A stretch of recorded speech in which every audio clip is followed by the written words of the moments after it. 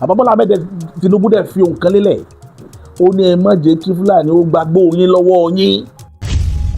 Gumi ó ní ìjà ẹlẹ́yàmẹ̀yà ó máa tó ṣẹlẹ̀ nínú Nàìjíríà nítorí ṣe Sunday Adéyẹmọ Ìgbòho dìde láti protect àwọn èèyàn ẹ̀ nílẹ̀ Yorùbá kò lọ náà tí ó kàn protect orí ilẹ̀ wa ni o pé kán má pa wá o àwọn ìran Fúlàní o apààyàn ni wọ́n tó bá ti rí Fúlàní o ti rápàyàn they have nothing to offer ikú ni tó bá ti pàdé Fúlàní o ti kàgbákò.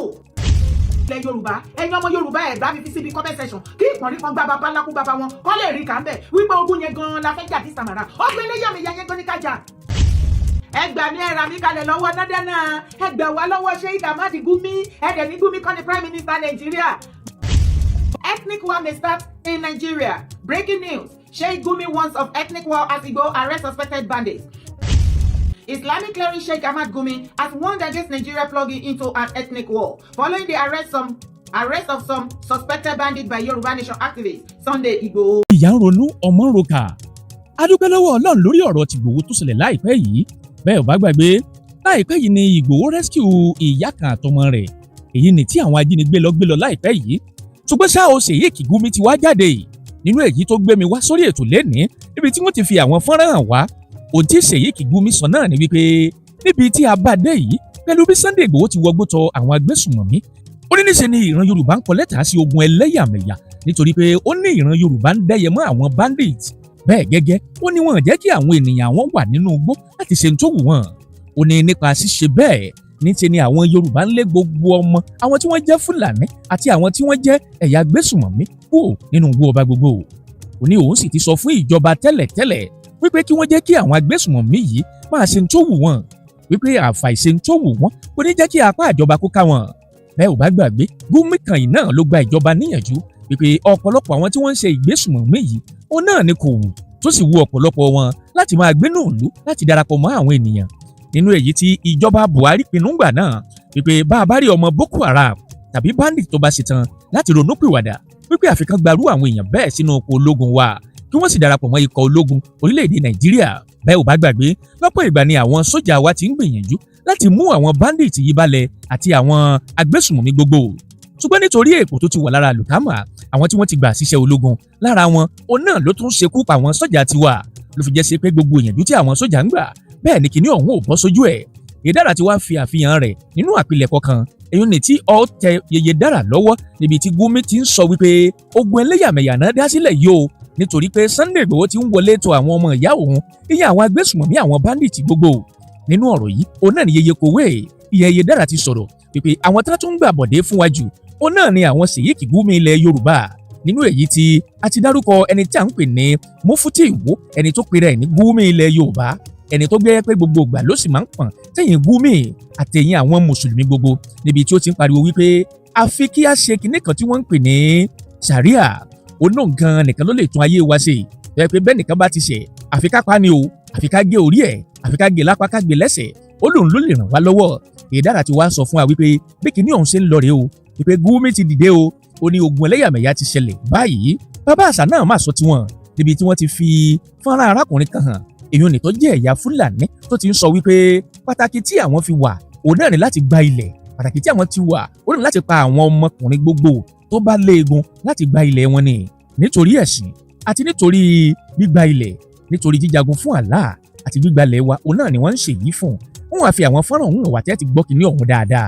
Yèyédára mọ̀ mú àwọn fọ́nrán ọ̀hún wà bí Gumi ṣe sọ̀rọ̀ tó ní pé ogun ẹlẹ́yàmẹ̀yà ni Sunday Igboho ń wáyé o nípa pé ó ń lọ gba àwọn èèyàn wọn sílẹ̀ lọ́wọ́ àwọn bandits. Tó wá jẹ́gbà àkọ́kọ́ lẹ́yìn ń wò wá tàbí tí ẹ̀yin ń gbọ́ wa ṣùgbọ́n ẹ ò tí ì tẹ subscribe button síbẹ̀ ẹ wá ń bẹ̀ yín ni o bá wa tẹ̀ sójú ẹ̀ ẹ bá wa dọ̀rẹ́ káwa náà ó sì bá yín dọ̀rẹ́ ẹ wá mọ́ gbàgbé o láì tàgò pélébé kan ti ń bẹ̀ lẹ́gbẹ̀ẹ́ tòró ni ó máa rán yín létí nígbàkúgbà tá a bá ti wà lórí ètò ẹ já ṣíà ẹ̀. Gumi ti sọ pé kí Sunday Igboho dúró ó dáwọ́ kọ́ kó má sì wá àwọn ọmọ tí wọ́n jí lọ sínú igbó mọ́ ó ní nípa ṣíṣe bẹ́ẹ̀ a jẹ́ pé ogun ẹlẹ́yàmẹ̀yà ni Sunday ń wá wọn o ẹ já ṣíà àti gbogbo platform ẹ wá tún gbọ́n tí Gumi sọ o. ẹ gbà ní ẹ̀rà mi kalẹ̀ lọ́wọ́ nádánà ẹ gbà wá lọ́wọ́ Sheikh Ahmad Gumi ẹ dẹ̀ ní Gumi kọ́ ni Prime Minister Nàìjíríà mo ní èémí hàn kí lè rò ọkàn ẹ Gumi ó ní ìjà ẹlẹ́yàmẹ̀yà ó máa tó ṣẹlẹ̀ nínú Nàìjíríà nítorí ṣí Sunday Adéyẹmọ Ìgbòho dìde láti protect àwọn èèyàn ẹ̀ nílẹ̀ Yorùbá kò lọ náà tí ó. Ẹ wo iye ọdún iye oṣù tí àwọn bandits àwọn family Sheikh Ahmad Gumi tí ó ń gba owó lọ́wọ́ wọn tí wọ́n ti ń pa gbogbo àwọn èèyàn káàkiri ilẹ̀ Nàìjíríà bọ́n ti ń pa kúkúrú ni wọ́n ń pa gúngùn bọ́n ti ń pa ọmọdé ni wọ́n ń pa àgbàlagbà wọn ò mọ bákan ni wọn kì í pa. The only set of people tó àti ìfọwọ́kọ̀ bẹ́ẹ̀ ni political stakeholder bíi senator minister governor president but minus àwọn yẹn gbogbo everybody náà ti fọwọ́ bà tètè oyún inú gan ti jẹ ìyà lọ́wọ́ wọn. Gumi orí nǹkan tó bá dé ń bẹ̀ àbó ògbọ́ nípa àwọn aboyún olóyún tí wọ́n gbé tí wọ́n mú tó wà forcefully tó ní kó labour tó go into labour tí wọ́n la ìtọ́nà ìmí ìwà á lakùn ẹ̀ wọ́n á gbọ́ ọmọ inú ẹ̀ jáde tá fi fìdí ajá. Ṣé Gumi rí nǹkan tó bá dé ń bẹ̀ no kò sí ìyẹn ò yẹ kó fa ethnic war ṣe mọ̀ pé nǹkan rere náà ṣe fún wa. Ṣùgbọ́n nísìnyí tí Ìgbòho bọ́ síta kò ṣe Ìgbòho ṣe bandit o kò ṣe Fúlàní herdsmen o kò ṣe Lakurawa ISIS o wúlòwúlò o kò ṣe Boko o. Mọ́kúá ní Niger State ni wọ́n ti rí àwọn ọmọ yẹn ọmọ tẹ́ ẹ rí tán gbé dání yẹn tán pé Maliki àti ìyá rẹ̀ tí wọ́n fa tẹ̀ǹtẹ̀ jókòó sórí kinní yẹn Mọ́kúá ní Niger State náà ti rí wọn lọ́hùn níwájú Kwara State látọjọ́ tẹ̀ ti dédé wọn ó mọ̀ tí ń lọ bí ọjọ́ mẹ́wàá lẹ́yìn níbàyà àbọ̀jọ́ 12 tá a ti ń wá àwọn ará bíi àwọn ará Ìgbòho tí wọ́n gbé gbà yẹn nìyẹn tó léyìn fún wọn wákàtí 2 ọpẹ́ ní fọ́lọ́run fọlọ́ba wa dá Ọlọ́run ṣàwọn ọmọ yẹn ní rírí. A kí ikọ̀ ìró ẹkùn a sì kí ikọ̀ àwọn ọlọ́pàá a tún kí ikọ̀ àmọ̀tẹ́kùn tó wà láàrin wọn pẹ̀lú àwọn ọdẹ torí ikọ̀ tó lọ tó ikọ̀ 4 sí 7 ẹ ṣe ẹ̀kọ́ ọmọ ṣe ẹjẹ́ sáré fi fídíò wọn léde níwọ̀nba ṣókí ẹ̀rọ ọmọ yẹn Maliki tá dárúkọ àti ìyá rẹ̀ bọ́n ṣe ń fa ní tẹ̀tẹ̀ táwọn Boko Haram sọ wọ́n dànù.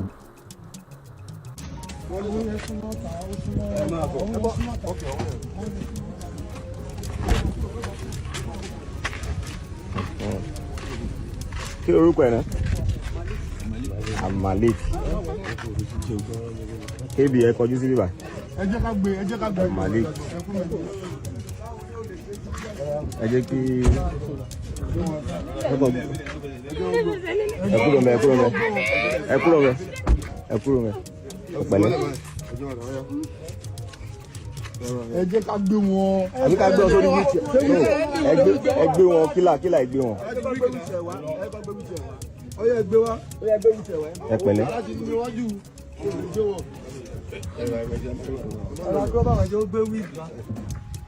Sorry.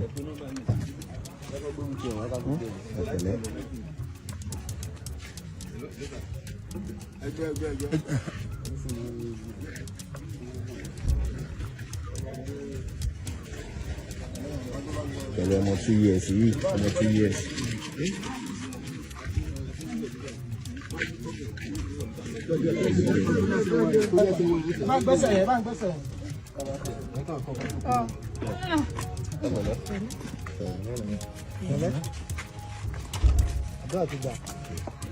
Nobody in this whole world ever said anything better or meaningful about the Fulanis in Nigeria. Everybody condemn Fulani. You see Fulani, you see die. You see Fulani, you see death. Hey? But still, oh, these people know the shame, oh.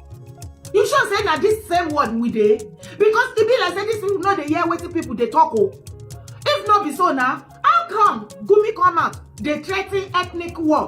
Because Chief Sunday Adéyẹmọ Ìgbòho is protecting his own people, his own ethnic. That the Fulani are killing us. That Igboho is protecting us from the Fulanis. And then Gumi came out and be threatening Nigeria government, President Bola Ahmed Tinubu, that there's going to be ethnic war soon in Nigeria if Tinubu did not stop Igboho for protecting his people. Imagine that. Rádaràdà ẹ fẹ́ pọ̀jù náà. Ṣé kò máa pọ̀jù ní? Ẹ bá mi fi kọ́mẹ́ǹtì bá tí wọ́n jẹ́ náà. Kí ni gbogbo orí burúkú yìí? Ìgbòho pààyàn nìyẹn o. Ẹ kàn wá ìmájì kó jẹ́ ẹ̀yin Yorùbá, ẹ̀yin ilẹ̀ ń ṣe nǹkan tí àwọn Fúlàní ń ṣe nu Nàìjíríà. Kí ló máa ti ṣẹlẹ̀ yẹn? Kí ló máa ṣẹlẹ̀ fún alára ẹ̀ dáhùn? Kí ló rò pé ó máa ṣẹlẹ̀? Àwọn náà pa wá, Fúlàní ló pa wá. The same Gumi tí wọ́n ní kí President Bola Ahmed Tinubu kí wọ́n arrest. Tí ẹ̀rù ń bà bàbá Tinubu láti arrest ẹ̀ torí gbogbo àgbáyé ló expect pé kán ti gbọ́ pé wọ́n ti arrest ẹ̀. Ọlọ́run nìkan ló mọ nǹkan tó ṣẹlẹ̀ láàrin mẹ́. Abẹ́ẹ̀rí bó ṣe máa ń ní àyà gbàgbà láti wá condemn anything. Ẹ má fọ́ o. Ṣé mọ̀ wípé àwọn olórí burúkú set of Gumi ti ọ̀dọ̀ wa náà wọ́n wà in support nǹkan tó ń sọ yẹn o. Àwọn Gumi olórí burúkú fanatic ọmọ ọ̀rẹ́ kíran máa lè tó wà láàrin wa ẹ ti mọ̀ wọ́n, àwọn set Ìwó, àwọn set wọn ní Ọ̀yọ́, ẹ ti mọ̀ àwọn Gumi set now. Gbogbo wọn náà support nǹkan tí Gumi ń ṣe lójú tí wọn nǹkan tí ẹni bá yẹn attack Ìgbòho, àwọn Gumi ilẹ̀ Yorùbá ló attack Ìgbòho. Wọ́n kàn para ni ó fẹ́ wá attack ẹ̀sìn mùsùlùmí, ẹ̀kẹ́nu orí burúkú lọ. Màmá Ìgbòho kó tó jáde láyé mùsùlùmí ni, ilé ìkan lára ìyàwó wọn ó máa ń lọ Mẹ́kà every year. Ó kàn protect orí ilẹ̀ wa ni o, pé kán má pa wá o, àwọn ìran Fúlàní o, apàyàn ni wọ́n, tó bá ti rí Fúlàní ó ti rápàyàn. They have nothing to offer, ikú ni. Tó bá ti pàdé Fúlàní ó ti kàgbákò. Àtẹ̀yí tó ń bá ẹgbẹ́ nínú ilé tẹ́ dífẹ́ǹdì, àtẹ̀yí tẹ́lẹ̀ tí jọ ń gbé tipẹ́tipẹ́ nínú gáà, àbí oríṣiríṣi tó fẹ́ wọn láyé ó fẹ́ wọn lọ́kọ. Tó bá ti pàdé wọn ó ti kàgbákò nìyẹn, ikú dé. Ẹ̀yin ọmọ ìran mi, ó ti pẹ́ tó ti fọwọ́ ta yín láyà tó ti sọ pé kí ni Dáúdà yín fẹ́ dà. Àsìkò ti tó báyìí.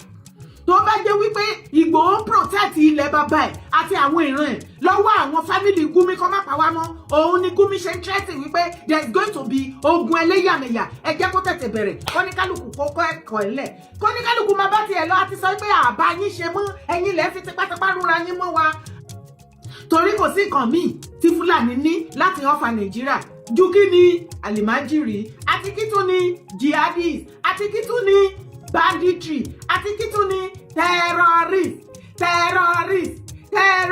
These are the only things that the northern part of Nigeria are offering Nigeria, the rest of Nigeria. Yes, the whole Nigerians are complaining. Fulani, stop killing us. Stop buying innocent soul. It did not cause ethnic war.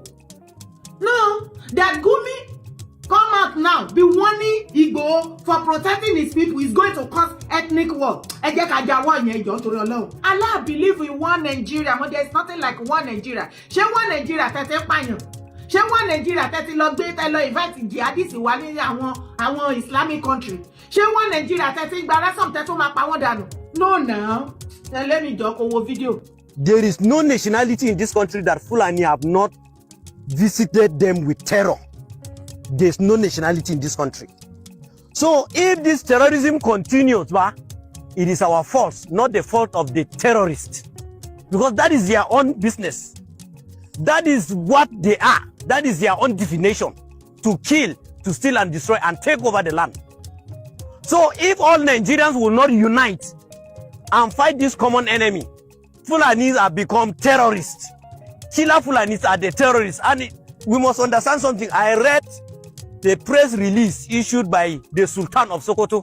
So, àwa Southerners, mo rò wípé bí ẹ̀yin àgbààgbà wa tí ò bá jẹ́ pé ọpẹ́lọpẹ́ àwa youth tá à ń pariwo tá à sùn tá à wo. Ilẹ̀ Yorùbá ti bàjẹ́ jù báyìí lọ. Ṣé bẹ́ẹ̀ rí gbogbo àwọn àgbààgbà bó ṣe kọ́rí bọnú? Ìbá jẹ́ wípé àwọn àgbààgbà náà máa ń sọ̀rọ̀ tó máa ń tako àwọn Northerners yìí ni. Bóyá ojú àti ètì wọn láti máa bọ́ síta wá máa sọ shameless ọ̀rọ̀ tó máa ń bì lẹ́nu èébì burúkú tó ń rùn burúkú. I'm congratulating you. Yes, sir. Sunday Igboho. Òòṣà. Mo máa ń gbé fún gbogbo rẹ̀. Especially lẹ́nu ọjọ́ mẹ́ta yìí fún nǹkan tó tún ṣe. I'm giving it to him. Mo ń gbé fún Sunday Igboho gan. Lágbà Ọlọ́run àwọn òòṣà máa tì lẹ́yìn. Oníṣòro ṣe fún ọ. Wọ́n dúró pé wọ́n fẹ́ rí yẹ̀yẹ́ wọ́n fẹ́ dá yẹ̀yẹ́ lẹ̀. Lágbà Ọlọ́run kò ní ṣe ṣe fún ọ. Wọ́n tó fẹ́ ilẹ̀ Yorùbá dó a máa tì lẹ́yìn. Wọ́n tún believe nínú Ọlọ́run. Ọlọ́run kò ní dójú tì. Torí mo observe pé ní gbogbo ìgbà ó máa ń sábà fi nǹkan sọ́wọ́ Ọlọ́run. Torí pé ó gbàgbọ́ bó tẹ̀ jẹ́ pé ìbílẹ̀ ni wọ́n gbàgbé pé bí Ọlọ́run ló lẹ̀ mí ó máa ń tẹ́ ní lójoojúmọ́. Ọlọ́run ló ní ẹ̀mí, Ọlọ́run ló nu gbogbo. Ọlọ́run yóò dẹ̀ ní dójú tì. Àṣẹ ìwà àwọn oṣù tó tẹ ilẹ̀ Yorùbá dóò ní dójú tì. Òun tó dáwọ́lé yìí àṣejèrè ló máa ṣe. Wá.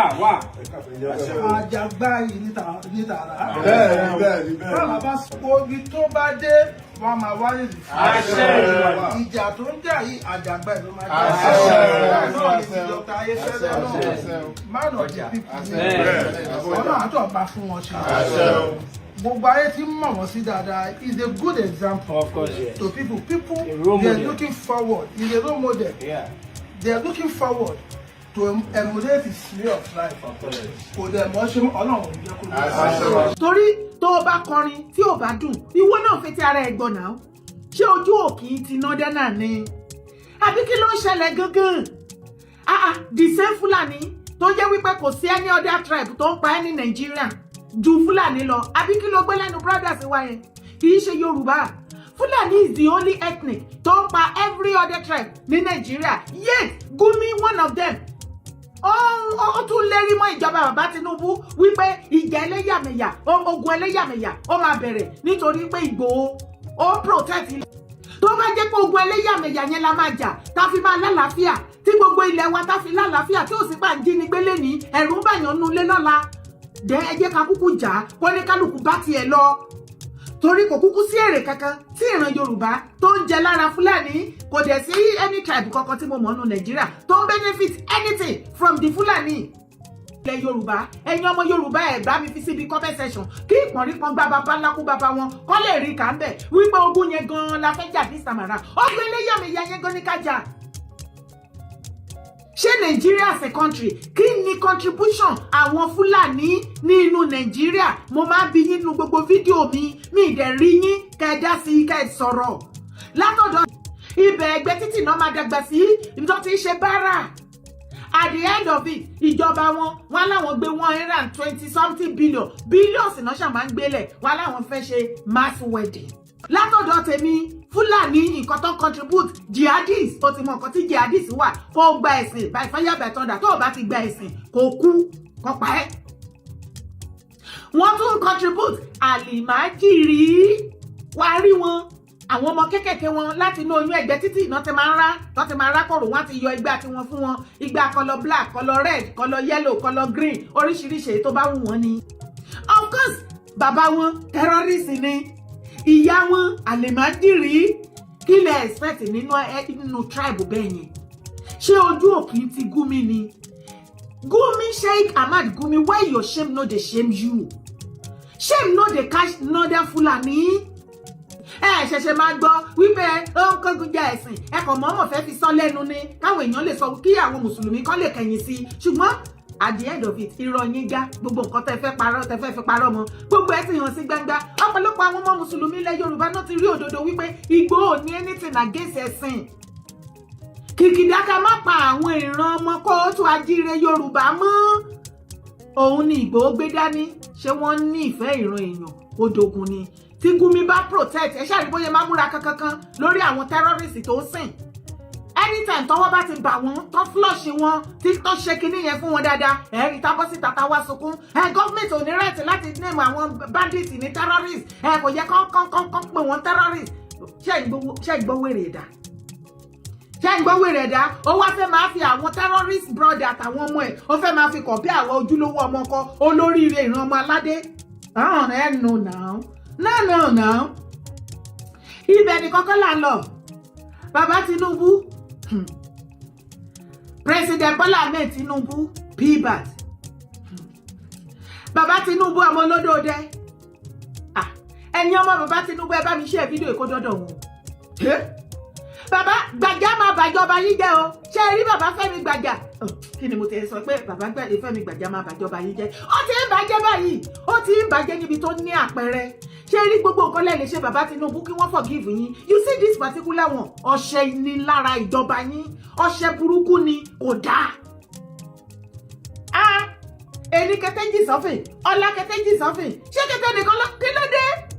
ṣojú òun tí bàbá Fẹ́mi Gbàjà ni ẹ ti láìkó owó ju owó náà dẹ̀ yọ lára yín ẹ wo bẹ́ẹ̀ ṣe máa ń kó tì ọ́ ẹ máa ń kó tì ọ́ ẹ ti bàjọba bàbá Tinubu jẹ́ màmá rẹ̀ ní Tinubu wọ́n lọ́wọ́ ọ̀tún yín ní Gbàjà ẹ̀yin ìgbà tó fẹ́ yọ gbàrà tí ọkọ yín tó dé orí àpèrè àṣẹ president wọn náà fẹ́ yọ wọ́n lẹ́yìn ẹ̀yin ni kọ́sítọ́mà dáadáa ẹ̀yin lẹ́ ń shield ẹ̀ àbí kò sí wàhálà o ẹ wá gbọ́ nǹkan tó ń ṣẹlẹ̀ gangan ṣebí èèyàn tí ọ̀rọ̀ owó tó ṣẹlẹ̀ sìn tí Gbàjà lóò tún fẹ́ gbà nínú owó bọ́jẹ̀tì tí wọ́n bọ́jẹ̀tì tó wá sọ wípé presidency ò mọ̀ sísì kéèsì tó ṣẹlẹ̀ nípa Prince Akínyẹmí àti Gbàjà kì í ṣe Prince Akínyẹmí lẹni àkọ́kọ́ tó máa kọ́kọ́ wá àtàkì Gbàjà àbí tó máa accuse ẹ̀ ní the same thing abẹ́tí gbàgbé èèyàn mi ẹ wá gbọ́ Prince Akínyẹmí ti ṣetán o ó ti ní bó bá lè dogun kó dogun bó bá lè dìjà kó dìjà kóòtù yá gbogbo nǹkan tó jọ sí tí lè fi jóná gbogbo ẹ̀ máa tú síta Gbàjà Prince Akínyẹmí ò gbúdọ̀ kú o a ò gbúdọ̀ gbọ́ bàbá Tinubu a ò gbúdọ̀ gbọ́ wípé Prince Akínyẹmí nǹkan ṣe ẹ̀yọ̀ wọn wá ọ̀ràn sí lẹ́sẹ̀ wọ́n wá ní wọ́n àrẹ́sì ẹ̀ nǹkan kan ṣe wọ́n gbọ́ pọ́ síìkì ó wá lásídẹ̀ǹtì kò gbúdọ̀ ṣẹlẹ̀ o mọ̀mọ́ rẹ̀ mi Tinubu ẹ wá gbọ́rọ̀. Are you ready to face the law? Definitely, sir. If I'm wrong, let the court of law do that. And if I'm right, let the court of law do that. Do the right thing. You have been described as a con artist. Because, yeah? Okay, go ahead. You have been described as a con artist, and that this is not the first time this is happening. That there was a time that you described yourself as a leader of a UN organization. Is this a habit for you? No, sir. Do you know what? Since the matter is in the court, let the court of competent jurisdiction vindicate, because I'm ready to clear my name. Let the court take its course. Since my lawyer are involved, everybody will follow us. They will monitor the whole thing. Then let the court of competent jurisdiction do the needful. When you say that you are ready to face, and apologies for your ill health, pray that you get back on your feet.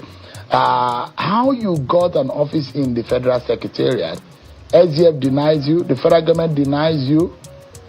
Have you personally met Mr. Gbajabiamila physically before? Yes, sir. All those ones will be sorted out in the court. I won't want to say much about it. Tell us, when was this organization that you headed, you said, because they said you don't have a letter of appointment. Did you get a letter of appointment? Mr. Shiu, definitely I have a letter of appointment. However, since the matter is in the court, I won't be able to say much about it. However, I'm on a medication. I'm a bit down. I'm sick, so I'm trying to take care of myself. Who was funding the salaries of your you have about 300 staff. Was this coming from the federal government? Mr. Shiu, the truth will be unraveled at the court of law. But give us an understanding. That organization that you are talking about, the federal, the Presidential Foreign Intervention Promotion Council, I understand that you are the very first Director General of that organization, set up in 2024. Is that right? Yes, sir.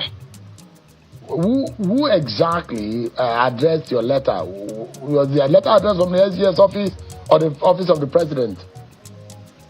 Mr. Shiu, I don't want to talk much about it. Since the matter is in court, in fact, I'm restricted not to talk since the matter is in the court. So let's just get to the court. Okay. A lot of Nigerians are watching you tonight and wondering what exactly. Some people think that you're a criminal, that you're a con artist. Are you a criminal? Are you a con artist? No, sir. However, the court would do justice to that. Ṣé kò dojú ẹ̀ báyìí? Ṣé ó tán bí ó tán o? Ó ti tán bẹ́ẹ̀. Ṣé ó ti tán àbó ti kù? Ó ti tán. Ṣùgbọ́n bí mo yẹ sọ lẹ́ẹ̀kan yẹn, President Bola Ahmed Tinubu, mọ̀mọ́ rẹ̀ mi Tinubu, àfi Prince Akínyẹmí àti fi kọ́ yín lọ́rùn, Ọlọ́run bá ń gbọ́. A ò gbọ́dọ̀ gbọ́ pé násídẹ̀ntì o. Gbàjà àti gbogbo àwọn àǹkó ìyá àgùdọ̀ gbọ́ wípé Prince Akínyẹmí ó sùn ọdún mi wípé àbí wọ́n kàn déédéé sọ pé wọ́n ránṣẹ́ lọ́sọ̀ títù wọ́n discover ẹ̀ ní kánsà kò sí nǹkan tó ṣe máa yẹn tàbá ní kí àwa mọ̀ nǹkan tẹ̀lé. Awo ti did me for Kahora Dé. Fẹ́mi Gbàjà. Tàbá ní kí wọ́n sáré ṣe àtúnṣe rẹ̀ lórí wípé bí wọ́n bá ti mú àwọn agbésùnmọ̀ pé àwọn ajínigbé kọ́ máa pa wọ́n lẹ́sẹ̀kẹsẹ̀. Yorùbá tó bọ̀ tí wọ́n sọ pé orí ìdí mú òkú àṣẹ pọ̀. Ìdí nìyí tó jẹ́ pé òfin orílẹ̀-èdè Nàìjíríà ó fi àyè sílẹ̀ fún iṣẹ́ ìwádìí, ó fi àyè sílẹ̀ fún ètò ìdájọ́. Nítorí ẹ̀ ló jẹ́ pé tí wọ́n bá ti mú èèyàn wọ́n pè ní àfúrásì, wọ́n ní pè ní ọ̀daràn lẹ́sẹ̀kẹsẹ̀ ilé ẹjọ́ ó láǹfààní láti pè ní ọ̀daràn. Torí bàbá Tinubu láti ìgbà tí wọ́n ti mú àwọn èròǹgbà àwọn èèyàn òun ni wípé kí wọ́n gbẹ̀mí wọn lẹ́sẹ̀kẹsẹ̀ nítorí pé pàtí ìpàkùn náà nìkan ẹ̀rí wípé àwọn tí wọ́n jẹ́ ọlọ́pàá lórílẹ̀‐èdè Nàìjíríà wọ́n ṣe gúdúgúdú méjì àti yàyà mẹ́fà. They are trying, wọ́n gbìyànjú gidi gan. Nǹkan kan tó ń ṣe àkóbá fún ètò ààbò àbí ẹ̀ka tó ní ṣe pẹ̀lú àwọn ológun lórílẹ̀‐èdè wa Nàìjíríà òun ni wípé they listen to order, wọ́n máa ń gbàṣẹ lọ́wọ́ ẹni tó jẹ́ superior sí wọn ni. Ohun tí wọ́n bá ní kí wọ́n ṣe òun ni wọ́n máa ṣe, ìjọba ní kí wọ́n lọ òun ni wọ́n máa lọ. Iye ọta àbọ̀ àti iye nǹkan tó bá gbélé Ọlọ́run lọ́ máa ṣe o lọ́ máa lò. Ó ń fẹ̀mí ara wọn wé, wọ́n gbìyànjú gidi gan. Ẹ wo àwọn wọ̀nyí tí wọ́n mú, ẹ wo bí wọ́n ṣe ń jẹ́wọ́, ẹ wo àwọn bí àwọn Yorùbá mi náà tí wọ́n pàdé àpò mọ́ àwọn Fúlàní. Ṣé mo bí tí kìíní tí wọ́n wá láti ìgbà tí a ti ní ìdojúkọ àwọn Fúlàní tarantaran nínú igbó pẹ̀lú àwọn àgbẹ̀ àfọkọ́sọ̀rọ̀ tí wọ́n lé gbogbo àwọn àgbẹ̀ pọ̀ nínú ìlú tán. Ṣàṣàdé lọ́wọ́ èèyàn tí wọ́n sin wọn àgbẹ̀ nínú ìlú mọ́. Tẹ́ bá dé gá àwọn Fúlàní lábúlé mi, ó ti fẹ́ ju gbogbo abúlé lọ nítorí pé wọ́n bí sí bẹ́ẹ̀ ni wọ́n pọ̀ sí. Kódà wọ́n ti ń fẹ́ ọmọ Yorùbá tí wọ́n máa ṣe ìdáná. Nígbà tí àwọn òbí ọmọ Yorùbá náà bá dé gba gbogbo kan dáná gbàdán, wọn ò ní mọ̀. Wọ́n dẹ̀ lè mọ̀ tàbí kí wọ́n ti gbàgbé wípé inú èsìsì rèé o, ká fẹ́ kó máa jóni lẹ́ẹ̀mejì, tá à ń forí ọkà hàn mọ́. Ẹ̀wọ̀n wọ̀nyí ẹ tún wò wọ́n, ìpínlẹ̀ Ọ̀yọ́ ni wọ́n ti mú wọn. Èèyàn kan béèrè pé kí ló dé tó jẹ́ pé ẹ̀yin láàrin gbogbo ilẹ̀ Yorùbá yẹn ní South West yẹn Ọ̀yọ́ ni àwọn Fúlàní ni wọ́n pọ̀ sí. Ibẹ̀ ni wọ́n máa pọ̀ sí nítorí pé wọ́n fa àyè ìgbà wọn gan bẹ̀. Wọ́n wẹ́kọ̀ wọn, wọ́n fi orílẹ̀-èdè Nàìjíríà náà ló lè sọ, wọ́n fi orílẹ̀-èdè Nàìjíríà wípé gbogbo wa pátápátá o gẹ́gẹ́ bí ọmọ orílẹ̀-èdè Nàìjíríà tí ló bá ti dé. Bàbá Tinubu, mọ̀mọ́ náà ní Tinubu, Fẹ́mi Gbàjàbíàmílà, gbogbo àgbáyé ló máa mọ̀ ìpè láti máa gbé bẹ́ẹ̀ gẹ́gẹ́ bí ọmọ orílẹ̀-èdè Nàìjíríà. Ẹlòmíì ń ra pọ́ọ̀sì tí wọ́n bá wá fún aláǹfààní láti máa gbé bẹ́ẹ̀ gẹ́gẹ́ bí ọmọ orílẹ̀-èdè Nàìjíríà ṣe ká ṣe ìpalára fún wọn bẹ́ẹ̀. Ọ̀rọ̀ ti ń dojú ẹ̀ báyìí. Ṣé ẹ mọ̀ pé nígbà tá a gbé fọmọ fídíò jáde pé ọwọ́ bà wọ́n ọ̀rọ̀ wọn ló kọ́kọ́ jáde tí mo kọ́ tí wọ́n kọ́ ní à tẹ́nìkan ṣe ìpìyẹn wọ́n á rí èèyàn kan béèrè pé ká gbé jáde kọ́kọ́ mọ́ ó dìdí lọ ṣàwádìí ẹ̀ wá fún mi. Kẹ́rì bí tó ipe ọwọ́ bà wọ́n dẹ̀ mú ọ tẹ́lẹ̀tẹ́lẹ̀ tí a bá lọ fún press conference. Because they are not competent. Gàdàgbà báyìí la máa sùn òjò. Wọn ní ẹ̀dẹ́ nǹkan tó yẹ kán ṣe ní ọ́fíìsì tán wà. La máa gbé máìkì sí wọn lẹ́nu tí wọ́n náà máa sọ bí wọ́n ṣe mú wọn àti nǹkan tí wọ́n ṣe o ìtú nìkan tó sún wọn níbẹ̀ bí ìbá ń ṣòfin orílẹ̀-èdè Nàìjíríà kódà bí wọ́n ṣe ń jẹ́wọ́ yẹn ó jẹ́ kí wọ́n yìn ìbọn pa wọn lẹ́sẹ̀.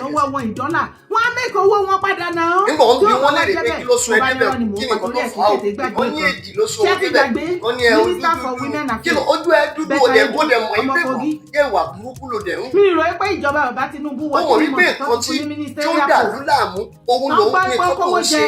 Mílíọ̀nù owó burúkú $1 àbó ti gbàgbé millions of naira. Wọ́n fọ́nrán fídíò mi sí wà tí mo sì máa fún yín. Wọ́n fọ́nrán fídíò mi sí wà tí mo sì máa fún yín. Ìgbà tí wọ́n bẹ̀rẹ̀ sí ní fún bẹ́tẹ̀ pín fọ́nrán fídíò ẹ̀ jẹ́ onílé kẹjọ kẹrí wípé this policemen àwọn ọlọ́pàá wọn ń gbìyànjú. Ó ní kọ́ lọ́ra ṣe oúnjẹ jẹ́ ó nítorí gbogbo owó tó ń fìyẹ ìjẹun àwọn agbésùnmọ̀mí yìí they have strategy to get ẹsẹ̀ wípé ó ti pọ̀ $1 ló gbowó lọ́wọ́ òun. wọ́n pọ̀ capacity wọn ó ti pọ̀ ju owó tí ọlọ́pàá lè dédé kọ́ọ̀bù lẹ́ẹ̀kan náà ó ti pọ̀ ju owó tí àwọn ọmọ ogun wa tí wọ́n lè dédé kọ́ọ̀bù wọn lẹ́ẹ̀kan náà gbogbo owó tí wọ́n àtọ́ ó ti pọ̀ torí ẹsẹ̀ wípé kí àwọn àwọn obìnrin àbí nǹkan kan gbogbo ẹ̀ wọ́n bá ti àwọn owó fún wọn ó ti níye percentage tí gbàjà máa gbà just the same way tó dájà sílẹ̀ láàrin wọn àti Prince Akínyẹmí lọ́wọ́lọ́wọ́ sí. táwọn branch kan bá ṣiṣẹ́ pọ̀ ó ti níbi kan tí wọ́n máa sọ percentage láàrin wọn náà ló dájà lẹ̀ lólóhùn òun gbàgbà sí àti ẹ̀ ó ti kọ́kọ́ gba ṣẹ́ $1 èrúró owó tó bá kú ìgbà wo ni wọ́n ṣe ìdásílẹ̀ ìwé àwọn ọmọ tí bẹ̀rẹ̀ sí ó yà sẹ́tù àwọn kọ̀ọ̀kan tó lọ ṣiṣẹ́ papọ̀ the same thing ló ṣẹlẹ̀ pẹ̀lú Prince Akínyẹmí. tó bá jẹ́ wípé àwọn agbésùnmọ̀ tó bá yẹ kó táyà àwọn ọlọ́pàá ti wọlé àwọn sójà ti wọlé ìwé ẹ̀kọ́ ti wọlé lórí tó kúrò.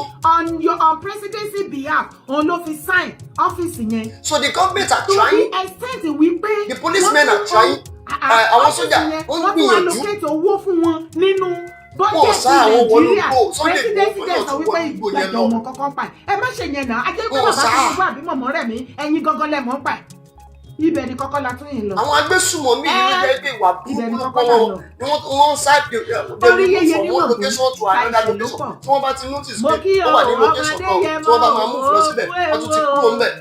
ewu iná kì í bá ẹ̀dẹ̀ mọ̀ pé we are just trying in terms of our technology à ń gbìyànjú ni o tó bá jẹ́ Amẹ́ríkà bíi China wọ́n ti fi technology wọn ti fi wá wọn. kọ́rọ̀ mi kó lè yẹ ìwọ wá gbọ́. so kò sí wípé bóyá àwọn ọmọ ogun wa àwọn security personnel wa wọn try rárá bí a try yàn ṣùgbọ́n wọn kì í yẹ ọwọ́ ti kan wọ́ wọn lè mọ ọ̀nà bí ẹni tó lọ́ọ̀nù àwọn ọmọ Yorùbá ń bá wọn ṣiṣẹ́ àwọn ọmọ Yorùbá wọn ń bá wọn ṣiṣẹ́ imagine tẹ gbọ́ gbogbo rádaràdà tó lè sọ ẹgbẹ́ gbogbo kàtìkàtì táwọn lè sọ fi wùwà kan fi bá èèyàn kan lẹ́kùn fi wùwà kan fi bá èèyàn kan láyé jẹ́ tó ti ń yọrí sọ́mọdé nílẹ̀ tá a wà yìí 1% ogun tí ọmọdé yìí ó lè tí a fẹ́ wá bẹ̀ ní pé àmọ́ ẹgbẹ́ there is judiciary process tí wọ́n bá ti rọ́wọ́ tó àwọn ẹgbẹ́ tí iléeṣẹ́ ọlọ́pàá bá ti mú tí wọ́n ti gather evidence wọ́n kó wọn lọ ilé ẹjọ́ tí wọ́n bá kó wọn lọ ilé ẹjọ́ kò sí àníàní judiciary process wa ló ní ìyàtúnṣe kí wọ́n ṣe ìdájọ́ ikú fún wọn lẹ́sẹ̀kẹsẹ̀ kò sí nǹkan tó ń jẹ́ lifetime imprisonment tó bá pẹ́ tó bá yá ọba owó àwọn ọ̀gá wọn ilé ayé yìí ò lọ fà ó tún lọ fà tọwọ́ bá kọwọ́ lọ́dọ̀ àwọn ọ̀gá wọn wọ́n tún padà ṣètúsílẹ̀ wọn wá dá wọn sílẹ̀. How many people notorious criminals have we eliminated in Nigeria for about 20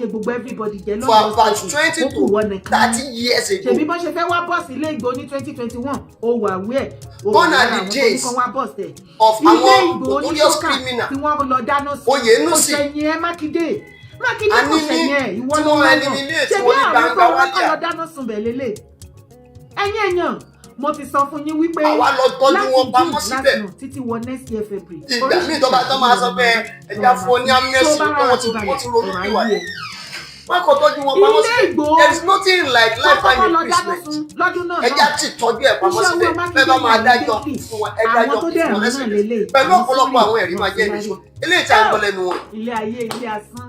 ẹjọ́ wù wà bàjẹ́ nítorí bàbá ẹ̀ níbọn ó wá lọ pàdé àpòpọ̀ mọ́ àwọn Fúlàní àti wà pẹ̀lú Ṣèyí Mákindé. àwọn kan náà níbọn ó tún fún lówó débi pé kó lọ bá àárọ̀ ta.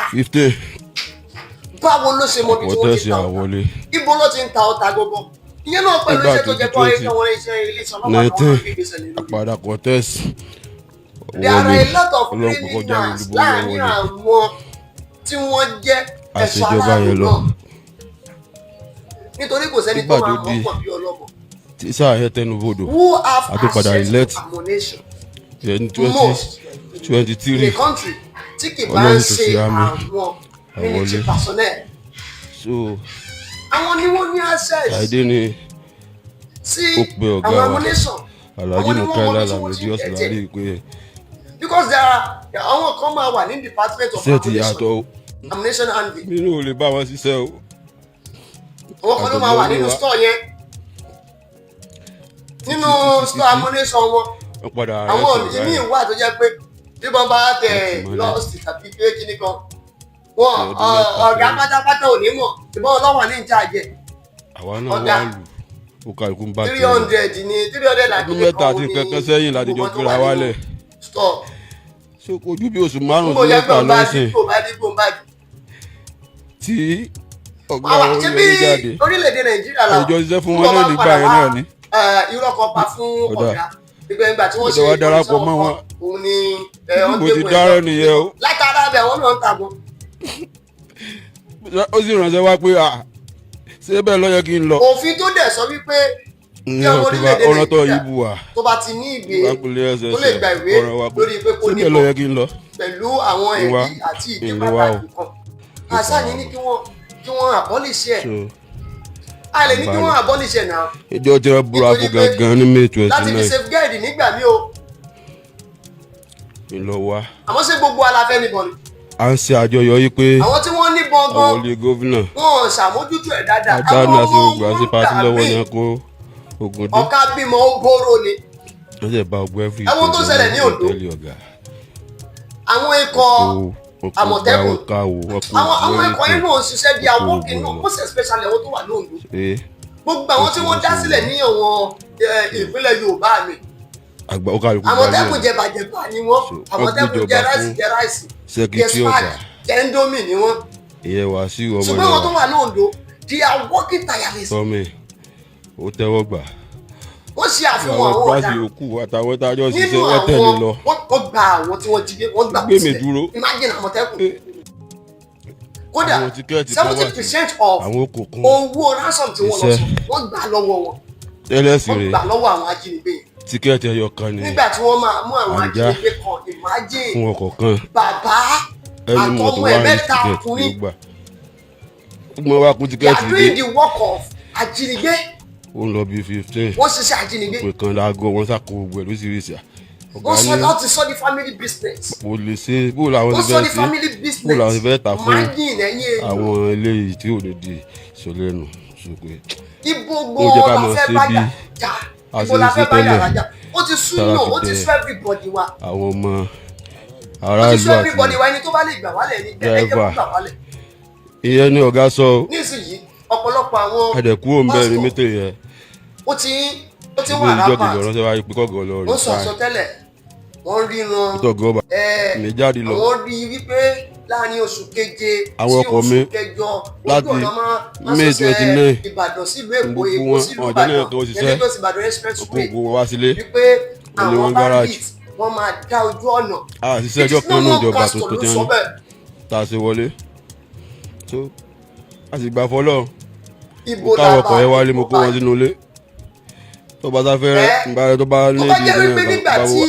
irun Yorùbá ti ń pariwo Fúlàní ẹsẹ̀ Fúlàní dánadáná ìmájì kí Fúlàní máa dáná kó máa gbé AK-47 dání. ọ̀dìlẹ́mọ̀ oṣù kẹfà yìí èmi náà wà kọ́ lọ sí ìpínlẹ̀ sọ́yọ̀ lọ sí ìpínlẹ̀ nígbà tí wọ́n dẹ̀ rí pé kò sí àwọn àgbẹ̀ mọ́.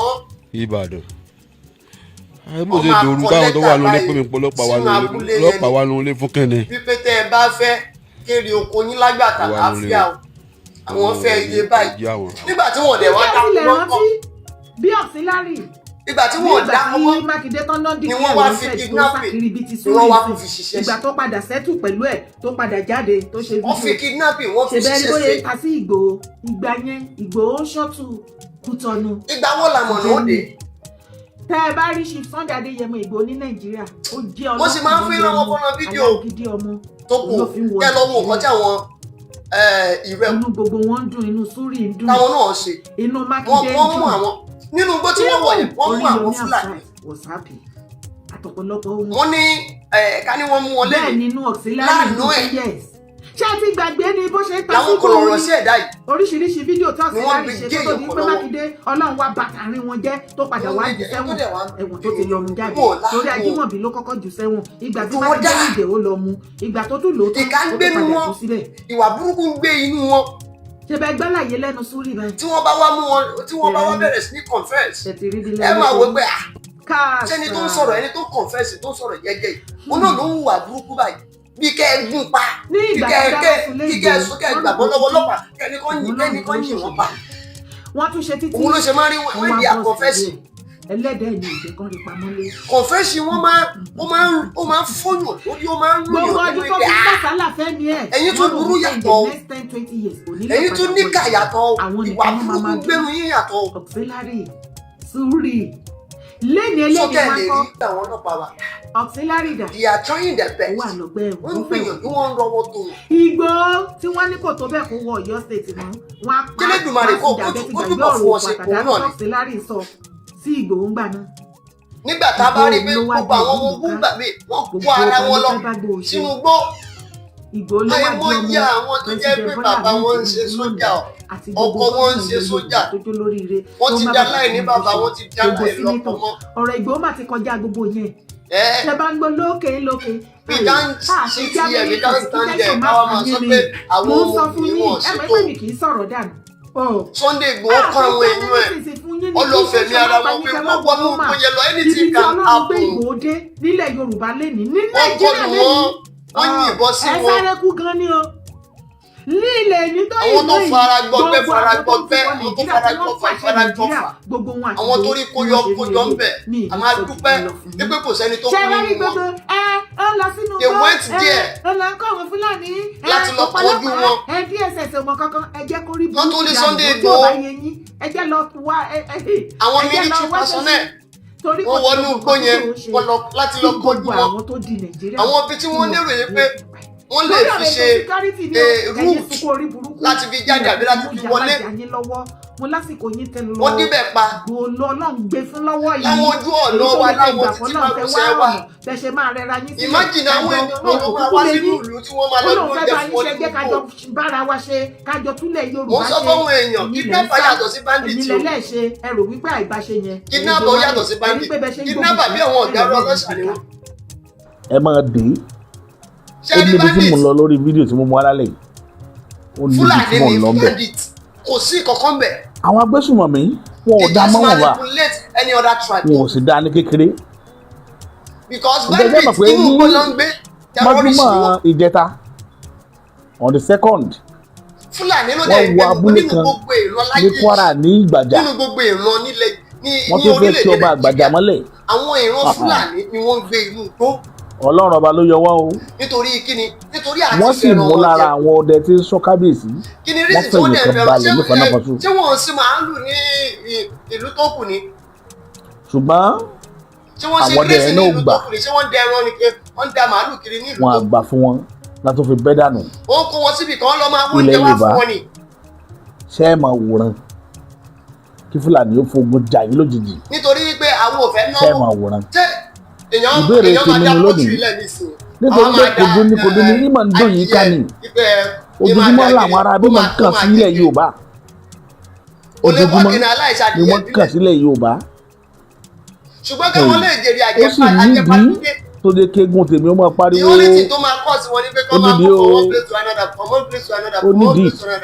tí ì bá sọ̀rọ̀ nítorí ẹ má jẹ́ ká fi náà sọ̀rọ̀ rẹ̀ sùn ó nítumọ̀. ìran Fúlàní àwọn ni wọ́n ń gbé inú igbó. ṣé ẹ mọ̀ pé àwọn ọmọ wọn náà ń jáde nílẹ̀ Yorùbá yìí mo fi fídíò kan hàn yín lórí àgọ́ tí wọ́n ṣe lórí ilé Sunday Igboho wọ́n ń pariwo wọn ní ṣé àwọn nìkan wá ní bí àwọn ajínigbé ń gbé àwọn náà tí Ìgbò bá sọ̀rọ̀ táwọn ẹ̀yà yòókù ilẹ̀ Nàìjíríà ó bá sọ̀rọ̀ wọ́n ní Fúlàní ní ń pa kúkúrú tí pa gbogbo àwọn ní ìgbà wọn yòókù tí Fúlàní ó bá wá sọ àwọn ọmọ sọ pé àwọn ajínigbé wọ́n ń gbé àwọn náà tálá ajínigbé wọn ò jẹ́ mẹ́sàn Fúlàní tó Fúlàní ní ń gbé àwọn wọ́n ní àwọn ajínigbé gbogbo tẹ̀sí ń sọ yìí ń tara yín ni láwọn ìtàn ní fáàtì yín dání ọ̀bọ̀n kan wá sórí kàn ní ilé nìyí ẹ jẹ́ gbọ́n nǹkan tó sọ analysis tó sọ ó ní 40% ṣé 40 ló ti rẹ̀ pé àbí 60% Fúlàní ni agbẹnipa àwọn ajínigbé 60 ló wà nù Fúlàní 40 tó kù nígbà ó tó bá ní ní kan lọ́jọ́ pátì máa lọ́wọ́ nísìnyí ní ṣàgbọ́dẹ̀gbà láti fà á tu ó ti wá lè fáwọn tí ń jí ní gbé tó jẹ́ Fúlàní wọ́n ti gba iṣẹ́ lọ́wọ́ pátì nínú Fúlàní wọ́n gba iṣẹ́ lọ́wọ́ ọmọ 30% Yorùbá ní ṣe agbódegbà fún wọn ló jẹ́ fọ́máǹtì àwọn ìmájì kan ni wọ́n mú tí wọ́n sọ pé tí ń gbé ìlú lẹ̀ wọn máa ń pín ó ní 10% tó ní tó ẹgbàá kù míì owó tó pọ̀ jù kò mọ bí ó ṣe ṣe tiẹ̀ táwọn àwọn tó fúnni díẹ̀ èèmọ̀ náà fún ìtàn ìṣèpá dáa tán Fúlàní wo wá ní gbéra wọn èwo ló dáa nínú gbogbo Fúlàní kàkàkalẹ̀. ilé ìgbìmọ̀ aṣojú ṣòfin orílẹ̀-èdè Nàìjíríà analysis mo kọ lù nìkan lé ní nìyẹn o. wọ́n ní láti tún ìjókòó jọ tí bàbá yẹn jẹ́ kó yé wa òfin lórí ọ̀rọ̀ ó dẹ̀ jẹ́ ká mọ̀ point blank wípé nínú 100% wọn mẹ́wàá péré pẹ̀lú terrorism ló sàn díẹ̀ ìdíbò àwọn náà sàn tán àbí main suspect díẹ̀ náà fi sàn àbó ní í pé ṣe 60% ní èsì òkùnkùn terrorist ó ń bá wọn ṣe wọ́n ní transaction 30 ní ṣàgbọ́dẹ̀gbà tó ráwọn náà ń jẹ lára wọn Yorùbá dẹ̀ máa ń pọ̀wé kan wọ́n ní agbépo lájà ìjàbẹ̀ tó gbálẹ̀ ó túmọ̀ sí pé 30 gẹ́gẹ́ lọ́gá wọn àwọn ní ṣàgbọ́dẹ̀gbà àwọn bíi tí wọ́n kẹ́kọ̀ọ́ nínú wọn tí wọ́n pa ṣe bẹ́ẹ̀ pé Stanley ní Ọba Sókótó sọ̀rọ̀ níjọ́ tí àwọn yẹn ti ń pa àwọn ọ̀ràn Benue tọba Sókótó sọ̀rọ̀ rí màá fi kankan hàn yín sìn tí ó gbà gbogbo yín lẹ́nu wọ́n ti mọnú àti táwọn ti mọ àpàdé àti àlùdé gbogbo bí tí wọ́n ń jẹ̀ sí wọ́n ti mọ inú igbó yẹn.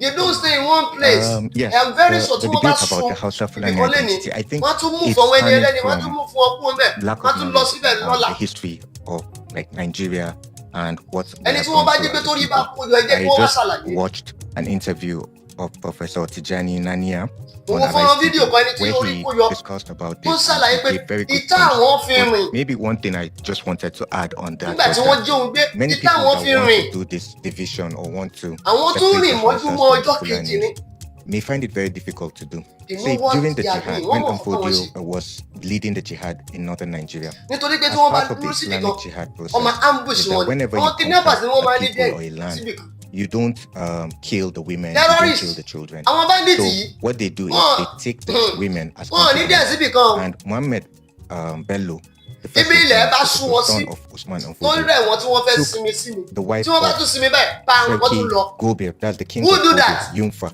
He took the wife Baby of Jesus. Fulani. Yunfa as his concubine. In fact, the fourth àwọn sultan Fúlàní wọn máa ń ṣe bẹ́ẹ̀ was also a child of a concubine, if I'm not ilẹ̀ mistaken. bá sún wọn. There are about 3 ẹ kì í emirs of kọjá Kano that tẹ bá ń were travel children bóyá of ní concubines. express You kí ẹ see, máa rí here Fúlàní we're tó talking ń dẹrùn about like kílẹ̀ ti ṣú gan Fulani father and kẹ o pé a ẹ̀jẹ̀ ti Hausa pẹ́ mother. This is Chami where tẹ̀ ń like lọ the yìí Hausa tẹ̀ Fulani ń padà comes sílé into play. And ilẹ̀ dẹ̀ ṣú many of ẹ the sì máa rí Fúlàní tó ń Fulani dẹrùn and the people that did the jihad Lẹ́gbẹ̀ẹ́ took títì. many Hausa women, máa ìwá yìí máa and jù wives wípé and ibo ló fẹ́ concubines. sùn Even though the Fulanis won ibo ló ń the dẹrùn jihad lọ in the nítorí battlefield, gbogbo won bí on tẹ the ti ń bọ̀ yìí battlefield, the Hausas won níbi it tá a bá wo bí máìlì culturally and márùn linguistically. sẹ́yìn àbí mẹ́wàá Macmillan, one of the Igbó ni kò sí lẹ́yìn kankan writers bẹ́ẹ̀. on the history of Nigeria, even Nígbò said bá that rẹ̀. the Fulanis were Hausanized àwa bí kan sùn sí because àwọn irun ní even sùúrù. to this day, the whole northwestern Nigeria. So this is no not the Fulani matter that is of spoken. It's Hausa that is spoken, even in the palaces tribalism of or big these neighbor emirs, it is Hausa sọ́lá that mi is ajé spoken. ni mo ní Hausa has pẹ́kọ̀rọ̀ become like the àwọn language, ni unlike wọ́n colonialism, influence where Yorùbá if they ó conquer lè you, ojú if kòkòrò they defeat you and colonize you, they bring their own languages and everything. But with the Fulanis, this was with the Fulanis and the Sokoto jihad, this wasn't the case. Hausa is still spoken there. Do you know one funny thing is that in the whole of northern Nigeria, the only places that Fulani is spoken as a first language are places that were not conquered, were not part of the jihad per se. These are like some parts of Adamawa and some parts of Gombe. I'm not sure if there are other places, other states, maybe in Taraba, maybe in Sokoto, there might be some people that speak Fulatanchi, that's Fulani, but only those 2 states that you have majority of Fulani speakers. So if anyone wants to divide Hausa and Fulani, like you have to go back like 3 or 4 generations back to do this division. Where would you start from? What's the purpose of doing it? I'm not saying that there are no like indigenous pure Hausa people. There are, but there are also Hausa Fulanis that are as a result of the revolution of Usman and Fodio, the jihad of Usman and Fodio. So this is my take on it. It will be very hard for anyone to do so, and I don't believe it's political. I just feel many people don't understand and appreciate our history. With this history, with this knowledge, I think you would really understand the identity of these people. Is an identity that has been cemented through revolution, through war, history, and whether we like it or not, I think this is our. No one sọ̀rọ̀ Usman Dan Fodio bó ṣe invade Sokoto pé Hausa ni wọ́n sọ ní Gobir. Sokoto ní jẹ́ Gobir o, àwọn ló sọ ní Sokoto. Gobir náà ń pè Sokoto látijọ́. Gobir. Ó ní wọ́n gbà tí wọ́n pa ọba Gobir tán, wọ́n wá fẹ́ ìyàwó Seriki Gobir. Seriki ní Hausa máa ń pè ọba. Nígbà wọ́n fẹ́ ìyàwó rẹ̀ tán, ìyàwó rẹ̀ wá ń ṣàbíyamọ. Wọ́n jẹ́ oyé wa wípé lára àwọn ọmọ tí àwọn ìyàwó rẹ̀ ń bí ni wọ́n take over throne yẹn lọ́wọ́ Usman Dan Fodio ló take over throne yẹn. The same thing ní Kano. The same thing ní Kano. Tó bá ti lè take over ọmọ wọn báyìí, àwọn ìyàwó wọn báyìí, ìyàwó wọn bímọ, ọmọ tó bá bí òní ó take over throne yẹn. Bí ṣe ń ṣe nìyẹn. Bàbá yẹn wá sọ pé àwọn ibi tẹ́ ẹ bá rí nílẹ̀ Haúsá tí ẹ bá ti rí pé èdè Fúlàní ni wọ́n ń sọ níbẹ̀, ní Fúlàní ń sọ bẹ́ẹ̀, Fúlàní ò sọ Haúsá bẹ́ẹ̀, ó ní láti jẹ́ pé àwọn ìlú yẹn Fúlàní ò rí wọn take over. Bàbá yẹn Fúlàní ni. Ìwà ń ṣe analysis, ó fẹ́ kó yé wa dáadáa wípé Fúlàní wọ́n gbọ́ngàn.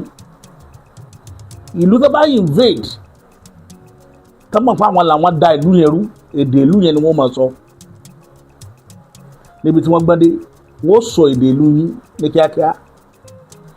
Wọ́n wà make sure pé àwọn ọmọ yín obìnrin, àwọn ìyàwó yín àti àwọn ọmọ tí ìyàwó yín bá bí wọn ò ní pa tó bá ti lè rẹ́yìn ọkùnrin, wọ́n fi ìyàwó rẹ̀ àtọ̀nà wọ́n wà ṣe kíni o, wọ́n wà fẹ́ ìyàwó ẹni tí wọ́n pa, wọ́n sùn lópo, wọ́n kọ̀ntínú ibi tó bá bá dé.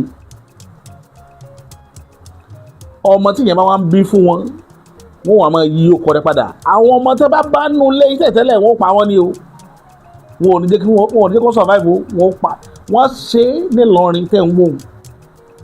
Pattern wọn nìyẹn. Bọ̀bọ́ yìí ò sọ ní sọ pé nǹkan tí ò dáa, ó sọ pé báwọn ti rí nù. Ara wọn ni Maiduguri, ẹ̀kọ́ a máa ń sọ gbogbo wa, ara wọn ni Jos. Gbogbo bẹ̀ yẹn Fúlàní, èdè Fúlàní ni Fúlàní sọ ń bẹ̀. Fùfúdè wọn náà sọ, tẹ́bàdé gbogbo àwọn ìlú wọ̀nyí. Àwọn ìlú tán ti take over lẹ́ẹ̀mọ́ rí tí wọ́n mọ̀ sọ èdè Haúsá sọ kankan ní mọ̀ wípé kì í ṣe ìran Haúsá ní control territory yẹn mọ́. Bẹ́ẹ̀ dẹ̀ ni ìran territory yẹn ti bọ́ sọ́wọ́ Fúlàní. Bó ṣe lọ káàkiri Nàìjíríà nìyẹn, ẹ̀ṣá lè ní Haúsá ní north. Ṣé àwọn tí ẹ rò pé ìbágbépọ̀ wà rọrùn pẹ̀lú wọn?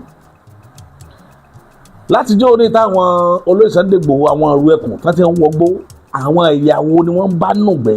Kí ni wọ́n ń wá nùgbẹ́ wa? Kí ni wọ́n ń wá? Ọdẹ wa ló ní ìgbẹ́ dídẹ. Èwo tó dé Fúlàní náà tí tó ń dẹgbó kiri. Kí làwọn Fúlàní wá níbi nínú ìgbẹ́ wa? Ẹ̀yin ènìyàn mi, ọ̀rọ̀ ti débi tó lóògùn ti gbé sá o. Ọ̀rọ̀ ti débi tó lóògùn ti gbé sá. Kí ni Fúlàní ń wá nínú ìgbẹ́ wa? Nǹkan máa ń ṣe Yorùbá. Nǹkan ń ṣe Yorùbá. Àtẹ̀yìngbèrú òun là ń sá fún. Láfẹ́ pariwo kókó kálukú yín kẹ́ ẹ múra. Bàbá Ahmed Tinubu dẹ̀ fi nǹkan lélẹ̀. Ó ní ẹ má jẹ́ kí Fúlàní ó gbàgbó yín lọ́wọ́ yín. Ó ti dọ́gbọ́n yín àmì kan tí mo dẹ̀ fi ti kọ́. Mo ní màá mú wá nú ètò tí n bá ṣe. Ó ní ẹ má jẹ́ kí wọ́n gba igbó yín lọ́wọ́ yín. Kò lè pariwo ẹ̀ síta ṣùgbọ́n sọ dẹ́jà kọ́ńkọ́. Ẹ má jẹ́ wọ́n gba igbó yín lọ́wọ́ yín. Ìṣòkan ètò kan tó kéde létí ètò olómi ọgbọ́n ni ọmọ òye nìkan o. ẹ̀wà kan fìdílé àbíkẹ́ fìdílé kan kálẹ̀ rẹ̀ kọ́kọ́ o lórí ètò yóò. lórí ètò Olúṣọlá olómi ọgbọ́n.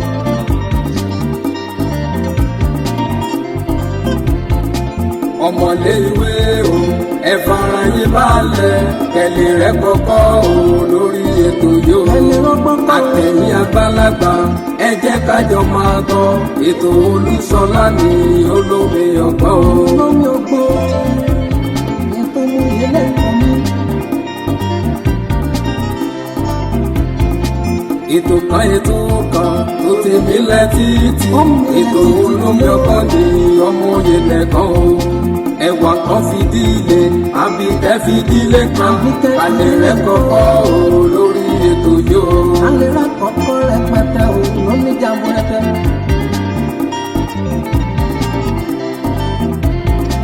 àtẹ̀yìn àgbàlagbà ẹ jẹ́ kájọ máa gbọ́ ètò Olúṣọlá ní olómi ọgbọ́n.